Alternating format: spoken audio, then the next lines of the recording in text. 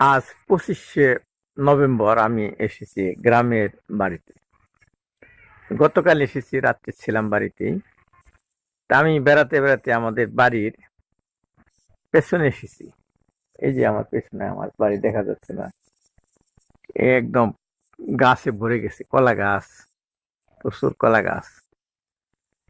এই কলা গাছ আমার ভাতিজা একজন যে বাড়িতে থাকে, তো এই জন্য আসতে পারি।